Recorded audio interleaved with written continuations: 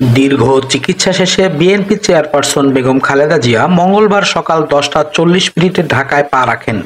তাকে বহনকারী কাতারের আমিরের দেয়া একটি বিশেষ এয়ার অ্যাম্বুলেন্স হযরত শাহজালাল আন্তর্জাতিক বিমানবন্দরে অবতরণ করে। সঙ্গে ছিলেন দুই পুত্রবধূ ডাক্তার জুবাইদা রহমান ও শর্মিলী রহমান।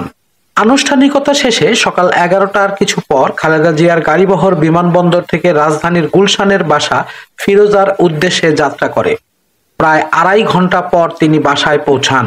এ সময় রাস্তার দুই পাশে দাঁড়িয়ে দলীয় নেতাকর্মীরা তাদের প্রিয় নেত্রীকে শুভেচ্ছা জানান। কারো হাতে ছিল খালেদা জিয়ার ছবি, কেউ এসেছিলেন জাতীয় ও দলীয় পতাকা নিয়ে। পুরো পথে ব্যাপক উৎসবমুখর পরিবেশ দেখা যায়। নিরাপত্তার দায়িত্বে ছিল পুলিশ, র্যাব সহ আইন শৃঙ্খলা রক্ষাকারী বাহিনী। ভিড় সামলাতে বিশেষ ভূমিকা রাখেন ট্রাফিক বিভাগ। নেতাকর্মীদের সুশৃঙ্খলভাবে ফুটপাতে দাঁড়াতে বলা হয় বিএনপি ও মহানগর পুলিশের পক্ষ থেকে। বিশেষ আকর্ষণের বিষয় ছিল ডাক্তার জুবাইদা রহমানের দেশে ফেরা। প্রায় 17 বছর পর তিনি বাংলাদেশে ফিরলেন।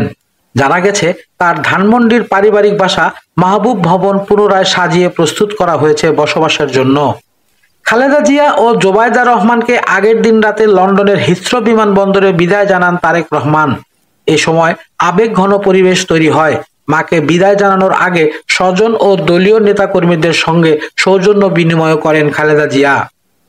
দীর্ঘ অনুপস্থিতির পর এই প্রত্যাবর্তন রাজনৈতিক অঙ্গনে ব্যাপক আলোচনার জন্ম দিয়েছে।